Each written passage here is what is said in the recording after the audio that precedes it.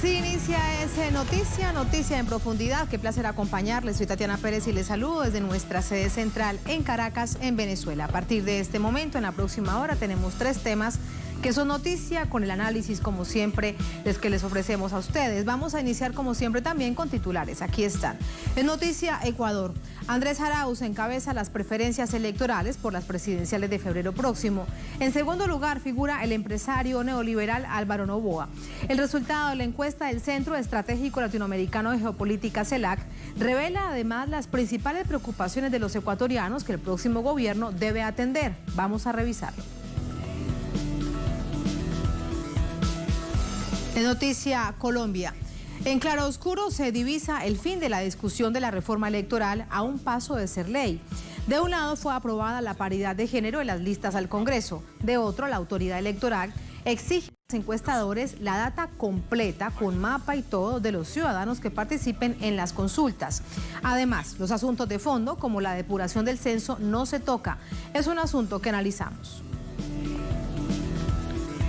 Y en Noticia México, un exalcalde del Partido Acción Nacional PAN se convierte en pieza clave en las investigaciones por el asesinato de la corresponsal de La Jornada en Chihuahua, Miroslava Bridge, en 2017. La Fiscalía General ordenó su detención por haber facilitado el homicidio de la periodista. La comunicadora había revelado un entramado delictivo entre políticos y narcotraficantes, hechos que les presentamos y los analizamos. Es noticia que así comienza. Bienvenidos, bienvenidas.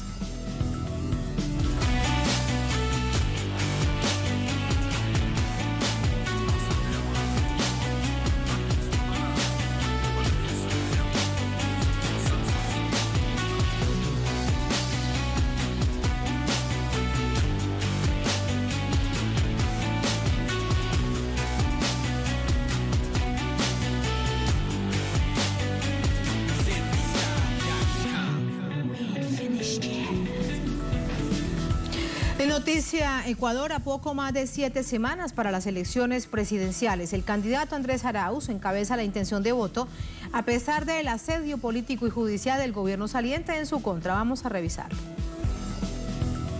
Apenas 52 días de la jornada comicial que dirimirá la presidencia del país convocada para el domingo 7 de febrero. El joven candidato del correísmo, Andrés Arauz, lidera la intención de voto con más del 36% de intención de voto. Así lo revelan los datos publicados por un estudio del Centro Estratégico Latinoamericano de Geopolítica, que sondeó a 3.000 personas de forma presencial. En segundo lugar se erige la propuesta del candidato Álvaro Noboa, postulado por el partido de ideología neoliberal, Adelante Ecuatoriano Adelante. En tercer lugar se ubica el dirigente indigenista Yacu Pérez, por el Movimiento de Unidad Plurinacional, Pachacutic. Mucho más rezagado, con poco más de 13 puntos, aparece el banquero Guillermo Lazo, el dirigente conservador más visible de los sectores anticorreístas en los últimos años. La candidata oficialista Ximena Peña, ficha del presidente Lenín Moreno, recabó solo 1,2% de intención de voto en base a este sondeo de opinión.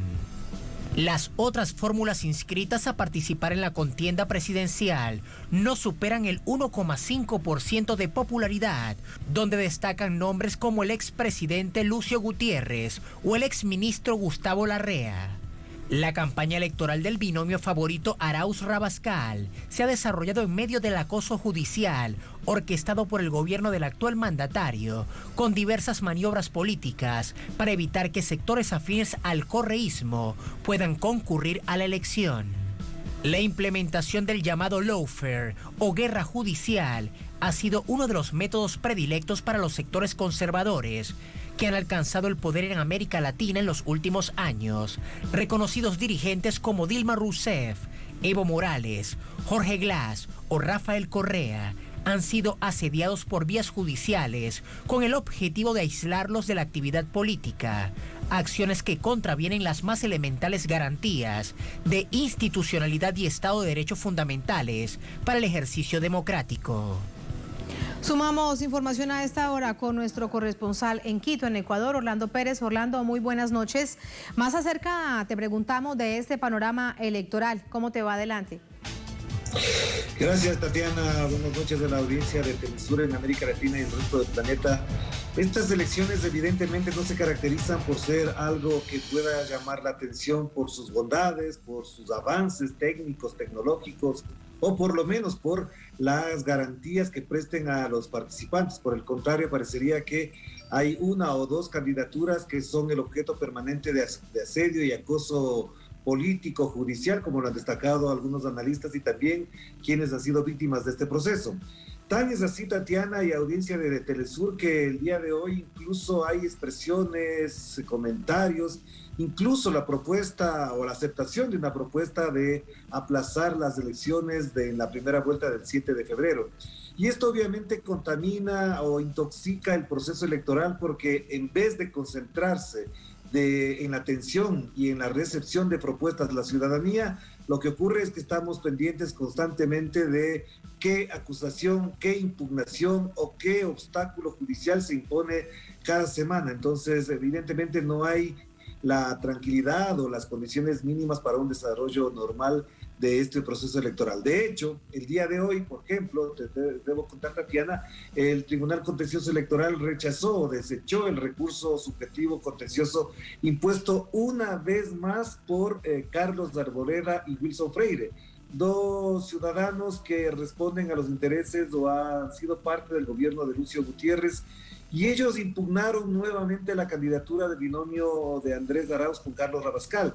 Esta ya era la tercera impugnación en menos de 2 meses y por supuesto al ser desechada esta impugnación, hasta este momento, no nos atrevemos a decir que sea definitivo, hasta este momento quedaría confirmada o ratificada en firme, como dice el texto legal pertinente, la candidatura de Andrés Arauz, que como ya se informó al principio, en estos momentos el resultado de la encuesta de CELAC ha dado también un vuelco al debate público, pues colocan a Andrés Arauz con un 36% de la intención de voto frente a un 22% de quien hasta el momento no es ni siquiera inscrito como candidato, es decir, Álvaro Noboa, el multimillonario guayaquileño que además puja por instalarse en la contienda electoral por 6ª ocasión y aspirar a la presidencia por el mismo número de veces.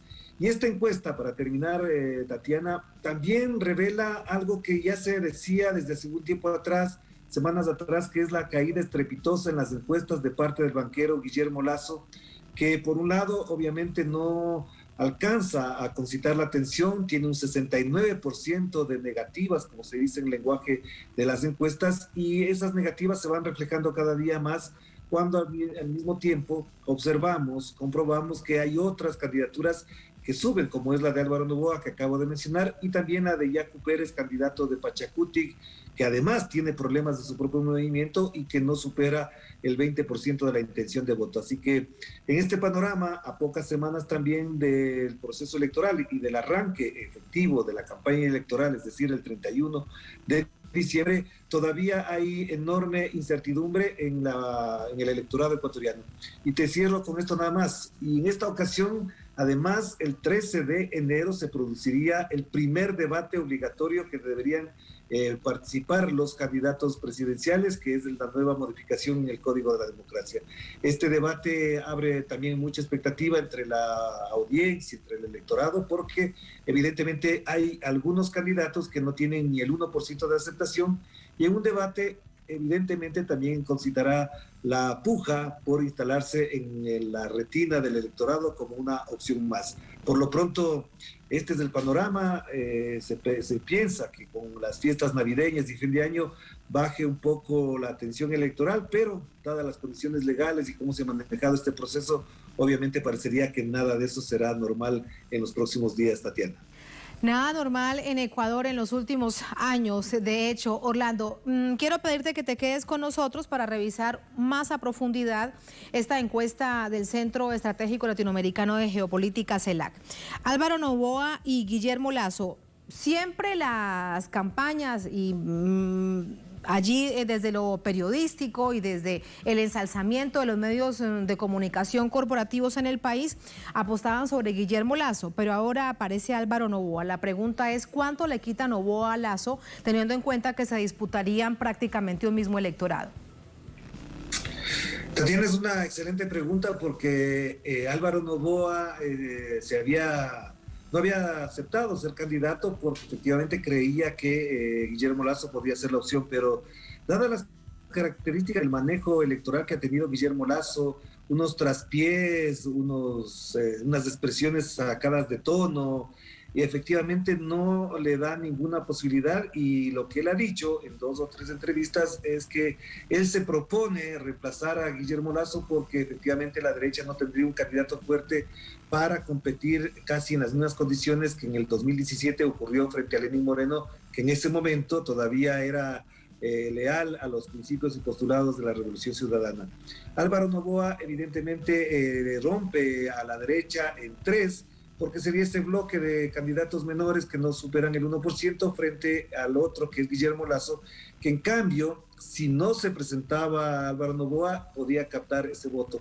Pero lo que sí es cierto, y lo han planteado el día de hoy en varias entrevistas de medios de comunicación, los analistas y también los actores políticos de esta contienda, Álvaro Noboa todavía sigue representando a ese electorado marginal, que no encuentra en la política una respuesta adecuada, y se lanza con él en la perspectiva de que su discurso, al estilo de Donald Trump, un millonario no tendría por qué robar, un millonario crea empresa, un millonario crea empleo, pero ya sabemos que hay varias experiencias que dicen todo lo contrario.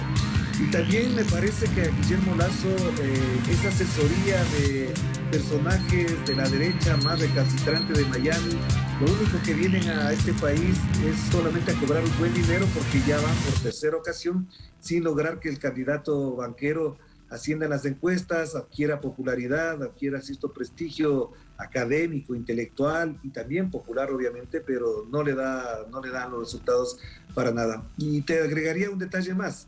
Lo sorprendente también es que mientras ellos se disputan en ese espacio, Andrés Arauz sigue concitando la atención en otros sectores, ha tenido buenas perspectivas, amplios debates, recepciones masivas en determinados sectores, y por lo pronto en esa línea él se mantiene incólume, a pesar, ahí sí tengo que acotar, a pesar del enorme ataque que recibe de la prensa corporativa, de estos influencers de redes sociales que le buscan cualquier cosa para desprestigiarlo, o lo otro, montan notas de prensa, supuestas declaraciones, tergiversando o editando sus pronunciamientos y sus palabras. Qué situación tan compleja con todo eso que nos estás contando. Matemáticamente sabemos que los votos no funcionan de esa manera. Sin embargo, si revisamos, por ejemplo, la encuesta de CELAC, Álvaro Noboa 22,9 y Guillermo Lasso 13,6, en caso tal de que se uniesen, allí habría una contienda bastante interesante con respecto a Arauz, que de hecho va de primero, pero por eso reitero que no es matemático. Sin embargo, si lo sumamos, habría un panorama, bastante interesante. Ahora, quiero preguntarte por la candidata del presidente Lenín Moreno, de Jimena Peña. ¿Por qué esa candidatura nunca despegó, Orlando? Tatiana, solamente añadiste un detalle a propósito de tu reflexión, y obviamente es importante que lo señales. Álvaro Noboa ha estado ya en 3 o 4 finales para pasar ha pasado a la segunda vuelta, y en todas ha perdido. Y es muy interesante ese detalle, porque Álvaro Noboa ha sido finalista y en todas ha perdido, y la explicación va en varios sentidos, pero la fundamental es que ya cuando pasa segunda vuelta, evidentemente muestra sus flaquezas, sus debilidades, y la población opta por el candidato que mejor se presenta en ese momento. Primero fue con Yamil Maguad en el año 98, en el 2002, 2003 con Lucio Gutiérrez, y 2006 con Rafael Correa. Ese es un dato interesante. En las segundas vueltas siempre se cae Álvaro Noboa. Eso es lo que dice la historia. Y lo que mencionas, Jimena Peña se presenta por la lista 35 de Alianza País, movimiento fundado por Rafael Correa, el movimiento histórico de la Revolución Ciudadana, que ganó más de 14 elecciones en 10 años, y este movimiento que sigue siendo presidido por Lenín Moreno, ahora ni por Jimena Peña ni por su candidato a la vicepresidencia, Patricio Barriga, es reconocido Lenín Moreno como su líder. Es más, ella misma, Jimena Peña, y otros de lo que queda de Alianza País, que ya prácticamente no queda mucho, han dicho que podrían expulsar del partido a Lenín Moreno, porque desde que se instaló en el poder nunca ha participado en una sesión del movimiento Alianza País. Esta candidata ha hecho incluso algunas declaraciones contrarias a lo que hace y dice Lenín Moreno, así que en la práctica se quiere deslindar en su calidad de candidata oficialista, pero por otro lado también es cierto que por más que tome distancia, Alianza País le persigue en este momento, en estas condiciones, muchos casos escandalosos, no solamente de corrupción, sino también de desprestigio por sus postulados que dicen ser de izquierda, pero gobiernan con un gobierno, valga la redundancia, un gobierno neoliberal que acata, se somete a los dictados del Fondo Monetario Internacional, que firma acuerdos de seguridad y de inteligencia con el gobierno de los Estados Unidos y por otro lado pone de asesores y ministros a quienes eran los candidatos de la derecha, los asesores de Guillermo Lasso y por supuesto tiene de asesor económico nada más y nada menos que al ex vicepresidente Alberto Dajik, acusado, sentenciado por peculado, que huyó del país, pasó más de 20 años fuera del país y ahora obviamente es el asesor económico principal de Lenín Moreno. Así que la candidatura de Jimena Peña no creo que crezca mucho por más esfuerzo que haga de distanciarse del gobierno de Lenín Moreno. Qué complejo panorama, te reitero, Orlando, me quedaría preguntándote mucho más, pero será en una próxima oportunidad. De hecho, las encuestas ahora comienzan a aparecer, hay algunas diferencias, pero otras en hechos muy similares, como por ejemplo que Arauz encabeza toda la favorabilidad de las encuestas que van apareciendo. Orlando, gracias siempre, un abrazo, buenas noches. Gracias, Tatiana, siempre aquí dispuesto para conversar contigo de estos temas. Muchas gracias, buenas noches. Así nos vamos a la primera pausa en esta emisión de Es Noticia. Al volver en Noticia Colombia, en claro oscuro se divisa el fin de la discusión de la reforma electoral, ya a un paso de ser ley en tiempo de conciliación. De un lado fue aprobada la paridad de género en las listas al Congreso. De otro lado, la autoridad electoral exige a las casas encuestadoras la data completa de los ciudadanos que participan en esas consultas. Son hechos que analizamos al volver en Es Noticia.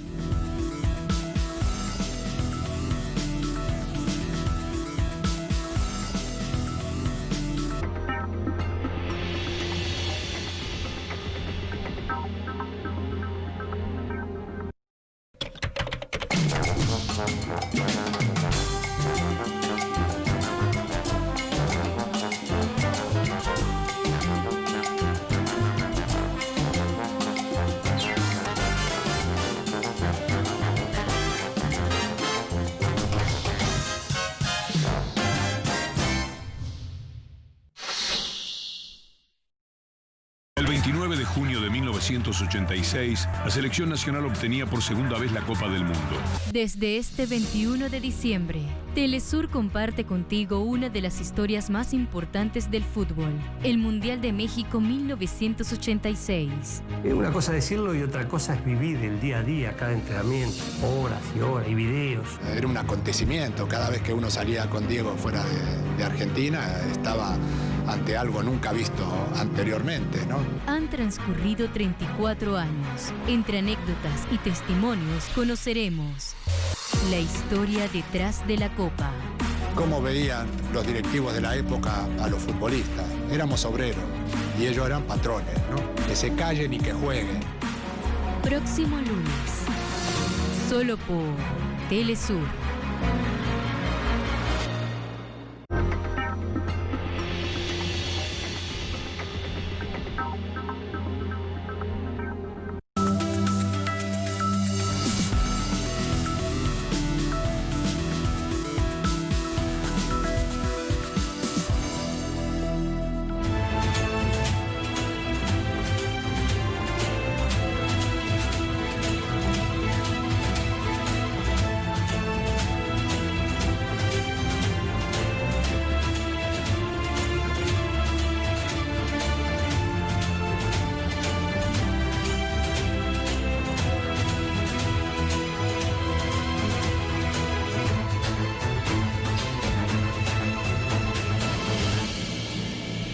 En Noticia Colombia, el Congreso aprueba la reforma al Código Electoral que tiene tanto de aplaudir como de recriminar, según varios representantes.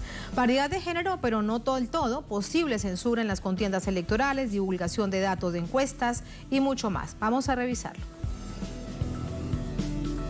La reforma fue conciliada por diputados y Senado tras controversiales debates y diferencias entre las cámaras. Ahora pasará a revisión en la Corte Constitucional y la decisión se conocerá en unos 6 meses. La aprobación del artículo sobre la paridad de género en las listas al Congreso es el más mencionado. Permite que el 50% las conformen mujeres y el restante hombres. La reforma no llegó como la propusieron en Cámara de Representantes. La paridad se aplicará exclusivamente en las listas de las circunscripciones que eligen 5 o más curules en el Congreso.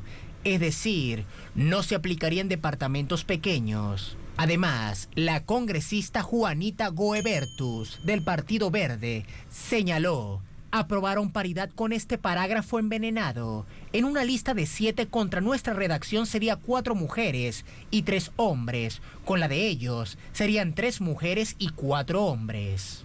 El senador Roy Barreras coincide en que no es un gran triunfo, como lo presentaron medios locales. En Twitter escribió: lo que aprobaron hoy de lista de 50-50 para mujeres es triunfo pírrico. La paridad real era dándoles la mitad de las curules a las mujeres, no metiéndolas de relleno en las listas. Puro contentillo. Poco que celebrar. Asimismo, se aprobó un artículo que prohíbe la violencia política en propaganda electoral, definiéndolo como toda acción que pretenda generar afectaciones morales o a la reputación de quienes participan en las elecciones. Quien incumpla será investigado y sancionado por el Consejo Nacional Electoral. El artículo también había sido eliminado en Cámara y el Senado lo revivió. Otro asunto polémico va sobre las encuestas. Se mantiene que solo se puedan publicar hasta 8 días antes de elecciones, pero antes de ser publicadas deberán pasar por el CNE para su revisión y la casa encuestadora deberá entregarle la georreferenciación, números telefónicos y demás datos de los entrevistados. En cambio, fracasó en el Senado la propuesta de sectores del uribismo sobre la escogencia de los jurados electorales. Proponían que los partidos políticos aportaran las listas de donde saldrían los jurados y que al mismo tiempo cumplieran las funciones de vigilancia que tienen los testigos electorales. Como se estableció inicialmente en Cámara, serán escogidos aleatoriamente del censo electoral. Por otra parte, se añadió al texto de la reforma electoral un artículo que depura el censo, a raíz de denuncias hechas por el senador Iván Cepeda sobre muertos que votan y militares que votan, cuando la Constitución lo prohíbe. El registrador Alexander Vega fue el encargado de diseñar el nuevo Código Electoral, que de aprobarse empezaría su implementación en las presidenciales de 2022. Aunque se dieron pequeños pasos en mejora del sistema electoral, preocupan varios asuntos que ponen en riesgo la libertad de expresión en una nación que, según organizaciones, ya vive un exterminio social. Y la falta de privacidad, un asunto que preocupa muchísimo hoy en Colombia, es un asunto que vamos a analizar con David Flores, analista político, nos acompaña desde Bogotá. David, ¿cómo está? Muy buenas noches. Muy buenas noches para ti, un saludo para todas las personas que nos ven y nos siguen atentamente esta noche. Muchísimas gracias, David. Decíamos antes de la pausa que es una reforma que hay que verla en claro oscuro. ¿Usted qué le ve de claro? Sí, es una reforma compleja, son más de 270 artículos y pues no es otra cosa que reglamentar, digamos, cómo se hacen las elecciones en un país como Colombia, donde ciertamente ha habido una gran preocupación siempre sobre las reales garantías, sobre la forma en la que se hace la política y sobre la que se hacen las elecciones. Yo que creo que hay ganancia. Gracias al papel de la bancada alternativa, los sectores de izquierda y sectores críticos del gobierno, mejoró la propuesta que llegó al Congreso y creo que se avanzan varias cosas. En primer lugar, se avanza en el cumplimiento de una sentencia de la Corte Interamericana de Derechos Humanos sobre las elecciones en Colombia, la importancia que haya una doble instancia en el marco de las sanciones que hace la máxima autoridad electoral en Colombia. Me parece que hay un avance muy importante en términos del acceso a los registros electrónicos y los archivos log del sistema por parte de los sectores de oposición que no han podido acceder, digamos, siempre a esta información que es vital, digamos, para la transparencia en las elecciones. Yo creo que hay una ganancia muy significativa, porque también ha habido sentencias donde se ha demostrado que han habido alteraciones de las elecciones en Colombia. Creo que esa es una discusión importante. Y por último, señalar que, digamos, hay un tránsito hacia un papel muy importante de la tecnología en las elecciones, pero se ganó la discusión para que esa tecnología fuera de propiedad del Estado, ¿no? Eso es un tema importante, porque pues todos y todas sabemos que cuando son las empresas privadas, pues finalmente se pone en riesgo la soberanía democrática y política de un país, y creo que ahí hay un avance importante. Sí, con respecto a la tecnología y el asunto del voto electrónico, de hecho es una promesa de la Registraduría Nacional de Colombia. Le cuento a la audiencia, la Registraduría es la que organiza los procesos electorales en Colombia, pero desde hace décadas, y nada que esto sucede. ¿Por qué no se avanza realmente en una decisión como Estado de un voto electrónico, teniendo en cuenta tal nivel de vulnerabilidad al que está expuesto el sistema manual colombiano? Bueno, porque hay unas castas políticas y unos clanes políticos aliados con la mafia, con la criminalidad, que se aprovechan de esa vulnerabilidad, de ese sistema manual arcaico, para vulnerar y para afectar las elecciones. Lo que el senador Iván Cepeda evidenció recientemente en un debate, pues era bochornoso. En municipios donde votan más personas que las personas que viven, mesas de votación en las que en teoría votan todas las personas en menos de 40 segundos, eso no existe en Colombia, un censo alterado por más de 2 millones de personas en el mejor de los casos, y esas y otras muchas irregularidades del voto manual sin respaldo electrónico y demás, pues han favorecido el fraude sistemático en Colombia. Entonces, pues esto es una de las razones por las cuales esta discusión no avanzaba en el país, y hay que decir que con esta reforma no avanza del todo, pero se da un paso ciertamente importante. Sí, el otro asunto con respecto a la tecnología y al manejo de quién lo hace es que también por cada departamento y también en Bogotá a nivel nacional se hacen contrataciones a empresas privadas. Esto siempre se ha exigido que sea transparente, que sea a través de una oferta pública, que ganen los mejores y no necesariamente los que tienen el mejor negocio con los partidos políticos. ¿Usted cree que este paso realmente se va a dar? Bueno, hay que decir que este código se aprobó, y aquí hay una de las cosas negativas, y es que se le introdujo en algunos de los casos la frase de seguridad nacional. Bajo la Constitución colombiana, todo lo que se entienda bajo concepto de seguridad nacional tiene reserva legal, y eso vamos, promueve la opacidad, promueve la corrupción. Entonces, si bien va a haber un acceso, una compra pública a este software, los presupuestos, las formas pueden estar con este tema de reserva legal. Entonces ahí va a ser muy importante el control de la ciudadanía, de los actores políticos, en general de toda la gente interesada sobre la democracia en Colombia, para que esta contratación se haga de la forma más clara posible, no solamente porque cueste lo que tenga que costar, sino precisamente por lo que tú dices, porque sea un software transparente, un software que le permita y le dé garantías pues al conjunto de los actores políticos en Colombia, especialmente a los de oposición, que son los que no han tenido las garantías históricamente en nuestro país. Que son los afectados históricamente. Ahora, con respecto a los oscuros, hay una gran preocupación. De hecho, hasta el Registrador Nacional decía, yo no sé usted cómo lo ve, pero resulta bastante paradójico que el registrador diga que va a luchar por quitar ese artículo, pero es que no se puede luchar, es un asunto de debatirlo, de exigir que no exista, y es la data que tienen que entregar las casas encuestadoras antes de que se publiquen precisamente todas las consultas, incluso hasta con los mapas de ubicación de la gente que participó en ella. Ya ahorita la preocupación es muy amplia, habría que ver qué pasa en conciliación, pero parece que el artículo no se toca. ¿A usted qué sabe al respecto? Yo acabo de tener el texto final de la conciliación. La conciliación terminó hace muy poco tiempo, como te digo, son 270 artículos, y como se ha dicho aquí, un texto viene de Cámara y otro texto viene de Senado.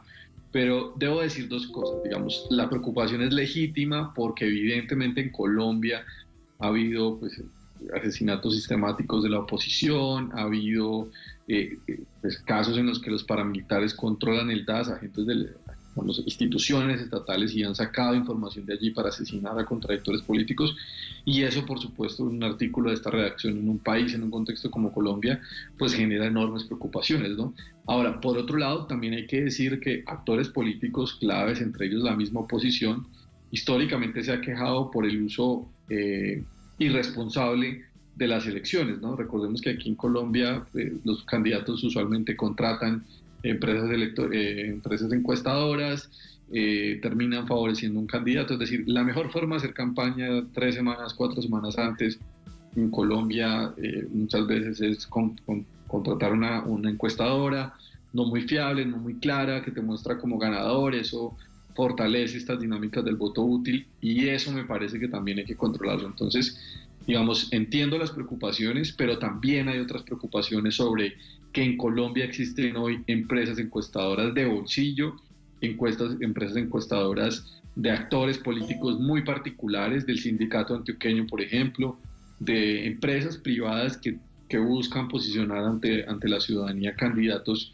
a partir de inflarlos y demostrarlos como los más poderosos en la contienda electoral, cuando en muchos de los casos pues esto no es así. Entonces, digamos, me parece que hay que mirar esas dos caras de la moneda. Ahora, sobre los otros elementos, sobre los elementos negativos, hay un artículo que pasó muy desapercibido en los medios de comunicación, no así en otros sectores, pero por ejemplo se eliminó la posibilidad de que en Colombia los extranjeros presidenciados en Colombia puedan votar en las elecciones locales. Esto es una clara actitud xenófoba, entre otras cosas argumentando el tema de Venezuela. Allí hubo un avance de las lógicas retardatarias, xenófobas y autoritarias muy complicadas en esta reforma.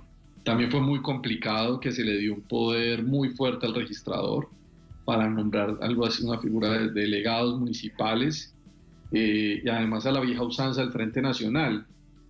Aquí hubo un arreglo institucional antidemocrático como el que se dio en Venezuela también en el siglo pasado, donde el Partido Liberal y Conservador se dividían todos los cargos del país y por eso había un registrador liberal y otro conservador.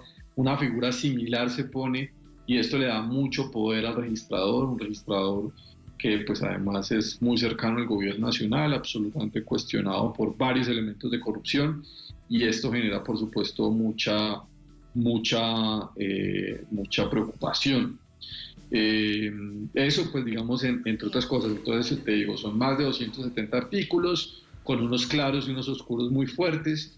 Hay unos avances importantes, insisto, sobre todo por la acción de la oposición muy juiciosa, con una conexión muy fuerte en la opinión pública discutiendo sobre estos temas, y otros temas muy complicados que evidentemente pues digamos son producto de las presiones gubernamentales del Partido del Centro Democrático de Álvaro Uribe para, por supuesto, perfilarse hacia las elecciones del 2022. Sin duda la mayor capacidad y fortaleza, además con un presupuesto mucho mayor del Registrador Nacional, preocupa, porque eso que usted dice de que en las delegaciones departamentales hay 2 delegados, uno liberal y uno conservador, eso sigue exactamente igual. Así hoy en día existe tal diversidad de coaliciones entre estos partidos, entre liberales y conservadores. Pero David, quiero volver al tema de la privacidad. Existen otras experiencias en el mundo para precisamente controlar las casas encuestadoras y no teniendo que entregar toda la data, hasta con el lugar geográfico, en el mapa de la ubicación de quien consulta,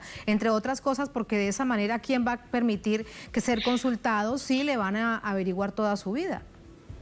Por supuesto, no, y yo estoy absolutamente seguro de que este artículo se debe caer en la Corte Constitucional. Este es un artículo que viola el derecho fundamental a la intimidad, que afecta claramente la competencia política. Yo estoy seguro que estar en la conciliación debe ser claramente quitado por la Corte Constitucional en el control previo que le hace a esta ley estatutaria, ¿no?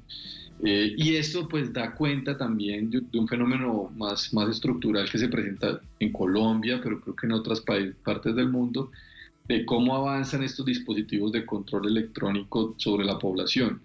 Me parece que, entre otras cosas, la pandemia del COVID-19 se ha utilizado para legitimar este tipo de discursos en la sociedad, que son profundamente peligrosos porque son claramente totalitarios, de control de los estados sobre la población, sobre su intimidad, sobre su información, sobre su localización, y estas informaciones en malas manos pues tienen graves consecuencias, ¿no? Tanto desde tu privacidad sobre qué te venden, qué te compran, y en el caso de Colombia, insisto, para matarte, asesinarte o desaparecerte, que parece exagerado decirlo, pero que lastimosamente la realidad de Colombia sí lo constata. Insisto, en Colombia ha estado demostrado en varias ocasiones que información estatal recopilada ha sido entregada a grupos paramilitares para que con esa información sean asesinadas personas, para que se cometan masacres, para que se desarrollen grandes despojos a la población colombiana.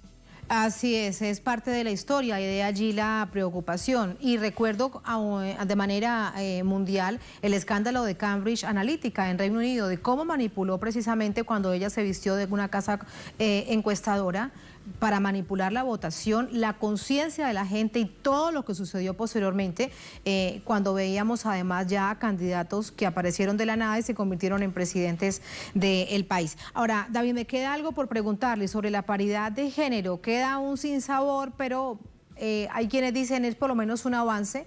Que en las listas exista el mismo número de hombres y de mujeres, pero por ejemplo el senador Roy Barreras dice que eso es como un premio de consolación. Mira, a todas luces es insuficiente y la realidad lo demuestra así. En Colombia existe hoy una ley que se llama, bueno, con esto se modifica, o que popularmente se ha denominado la ley de cuotas. Eso significa que en todas las listas a corporaciones públicas por lo menos deben haber el 30% de las mujeres. Está demostrado que eso no ha generado mayor elección de mujeres. Por el contrario, en las últimas elecciones locales disminuyó. A pesar de que más mujeres se presentaron, menos mujeres quedaron elegidas. Entonces no se trata de que estén en las listas, porque ese requisito se llena en lo formal, sino que se trata realmente de que las mujeres lleguen al poder, que lleguen a las instancias de decisión de las políticas públicas y de las leyes en nuestro país. Y yo veo con enorme preocupación que este diseño institucional acordado de la lista de 50-50 sin la famosa cremallera, pues finalmente lo que va a hacer es que pues, más mujeres estén inscritas, pero que eso no necesariamente se vea reflejado en más mujeres participando en estas instancias donde se toman las decisiones importantes del país. Todo esto es lo que ha sucedido en el marco de la reforma electoral. Como bien dice usted, David, hay que leerla de manera atenta ya esta conciliación. Muchas gracias, muy buenas noches. Buenas noches para ti y para todas las personas que nos vieron. Muchas gracias. Así nos vamos a la última pausa en esta emisión de Es Noticia. Al volver en Noticia México, un exalcalde panista se convierte en pieza clave en las investigaciones por el asesinato de la corresponsal de La Jornada en Chihuahua, Miroslava Bridge, en 2017. La Fiscalía General ordenó su detención por haber facilitado el homicidio. La comunicadora había revelado un entramado delictivo entre políticos y narcotraficantes. Tenemos los hechos y los analizamos al volver en Es Noticia.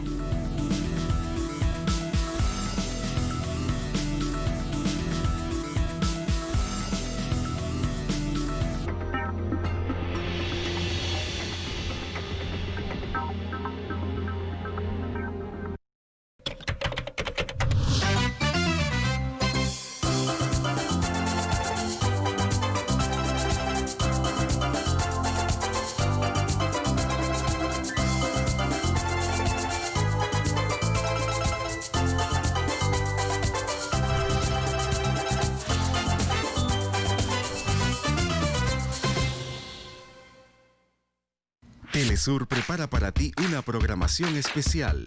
Acompáñanos desde este 21 de diciembre y revive con nosotros lo mejor de...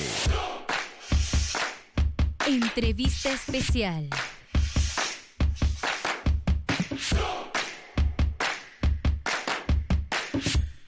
Prisma.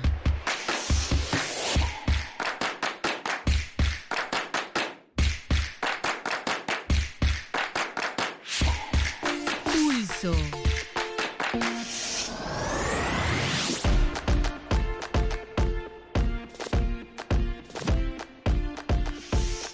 El punto en la I.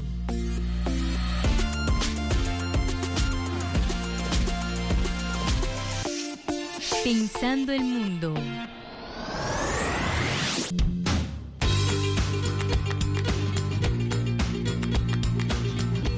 Solo por Telesur, la señal informativa de América Latina y el Caribe.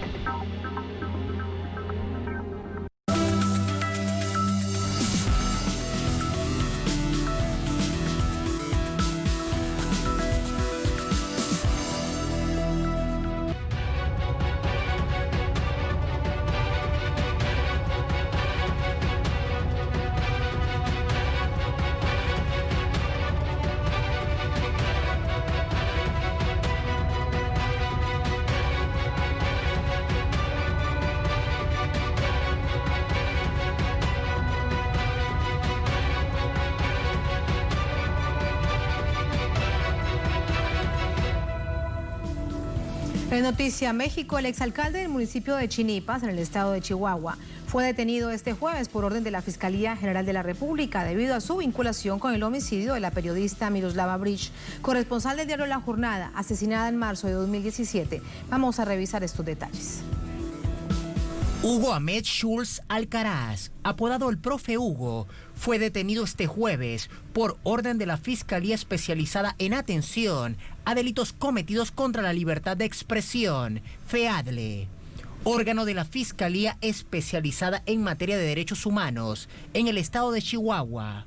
La aprehensión se debió a la relación del político con el asesinato de Miroslava Breach Belducea, quien fuera corresponsal del medio informativo La Jornada durante los últimos 20 años de su carrera profesional, truncada a sus 53 años de edad.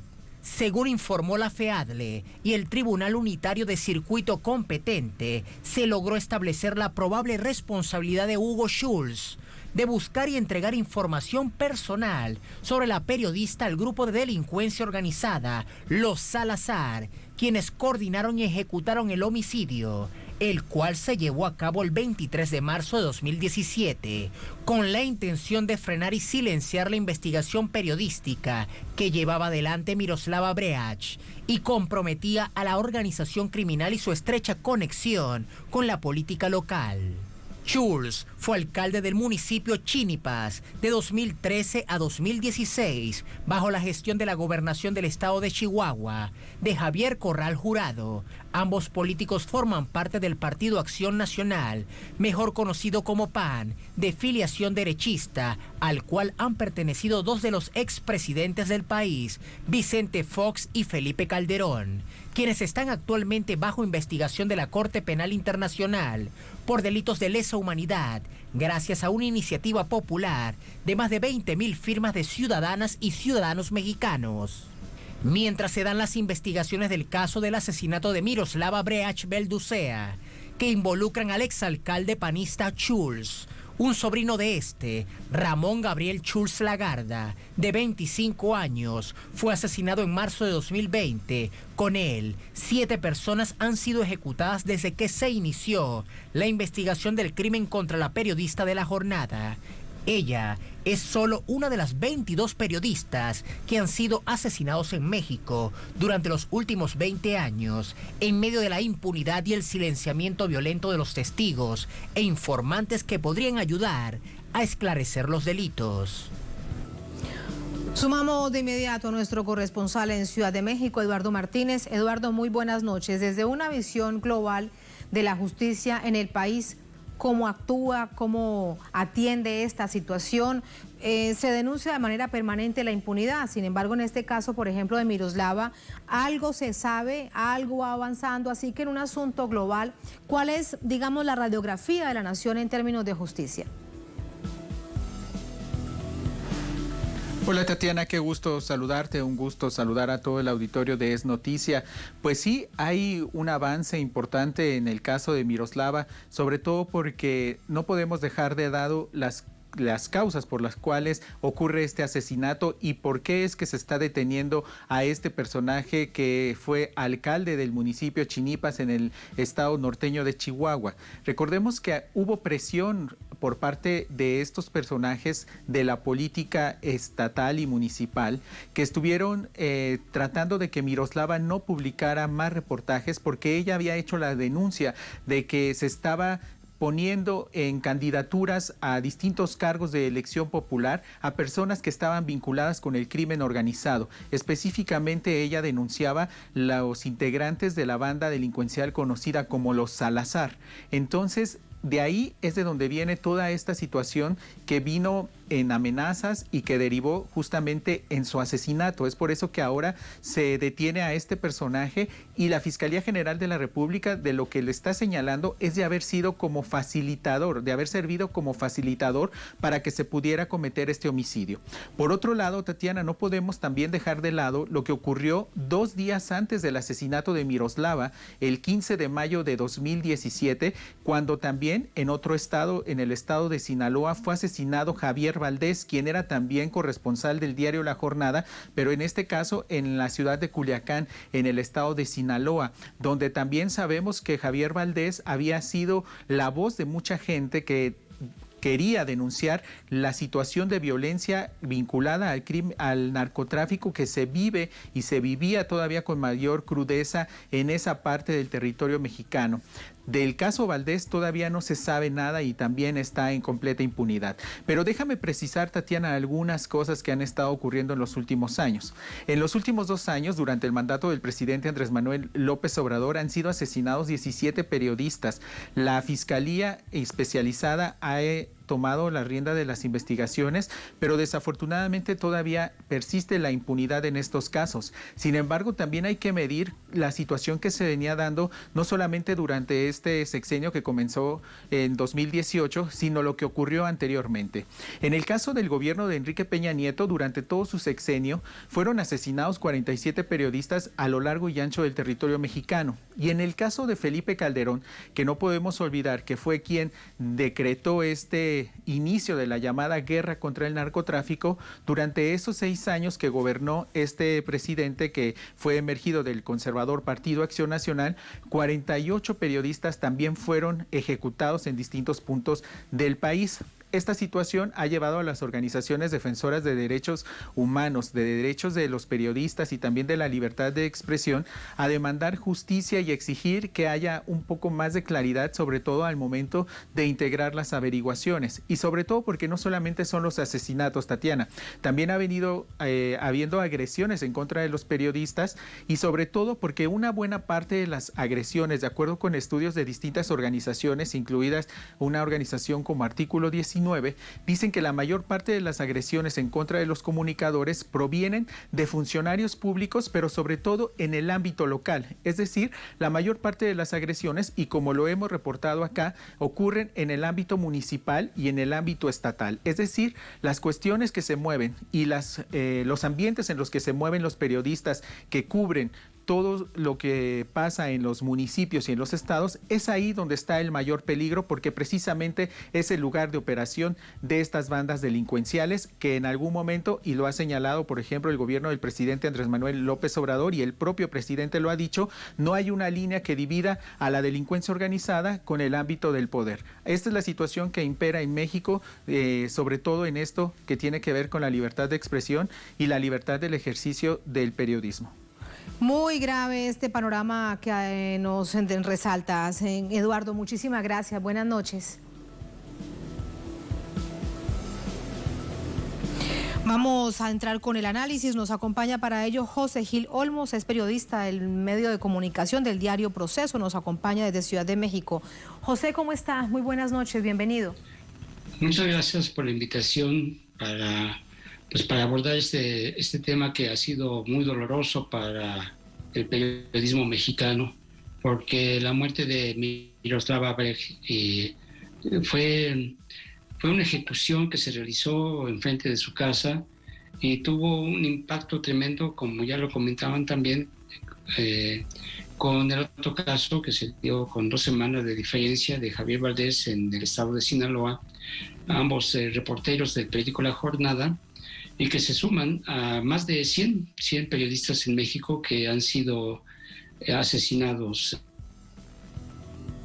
Es brutal, como fue el caso de Miroslava. Como el caso de Miroslava. José, ¿cuál es tu percepción, cuál es tu opinión con respecto a la información que entrega la Fiscalía?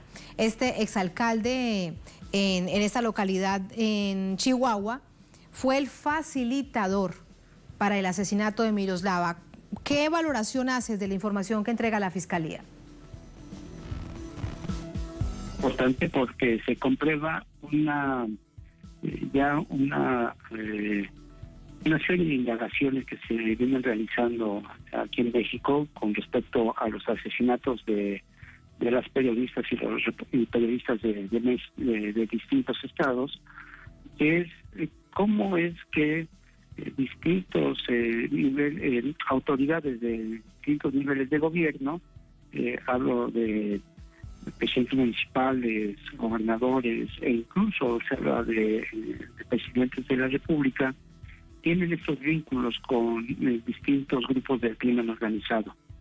Este caso de Hugo Ahmed Schultz pues nos corrobora este fenómeno que hemos venido sufriendo aquí en México, que ya no es la corrupción de las autoridades, sino que ya vemos una especie de fusión, una simbiosis entre representantes del grupo organizado y las autoridades.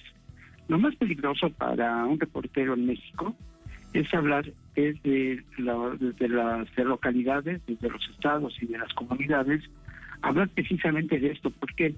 Porque las autoridades, además de tener este poder político de manejar a las policías, pues tienen el otro poder, tienen el poder del crimen organizado, entonces se maneja de una manera totalmente impune. Y el caso, esta presunta ya vinculación en esta investigación del asesinato de Miroslava Berg, de este presidente municipal Hugo Ahmed Schultz, que pertenece a este partido conservador, que es el Partido de Acción Nacional, pues nos corrobora precisamente que esta fusión, esta simbiosis entre autoridades y crimen organizado es lo más peligroso que puede enfrentar un periodista o defensores de derechos humanos en México. Sí, de hecho, José, es lo más peligroso que hay. De hecho, José, permíteme preguntarte aún más, porque es que nombran a un partido directamente, a aliados políticos, no solamente del exalcalde, sino aliados políticos de él y todos miembros del Partido de Acción Nacional, el PAN, un partido tradicional, un partido que tiene profunda historia en México.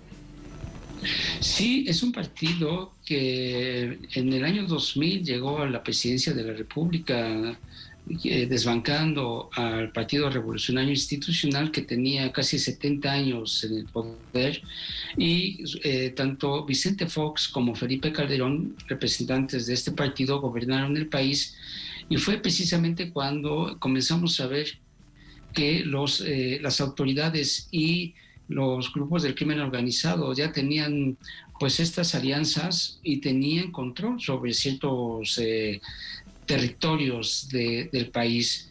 O sea, estamos hablando de que un partido conservador, un partido de derecha, que muchas veces izaba como bandera la honestidad y la lucha contra la corrupción, pues en realidad están también muy metidos en este problema tan fuerte que estamos viviendo de involucramiento, de alianzas, de negocios, de acuerdos entre partidos políticos, entre representantes de autoridades y grupos de crimen organizado en todo el país.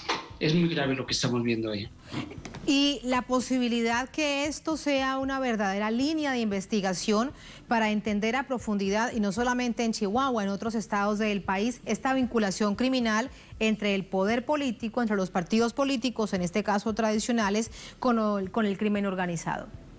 ¿Cuál es la probabilidad que esto sea un precedente realmente? De hecho, en una situación tan dolorosa, porque estamos hablando del asesinato de una periodista.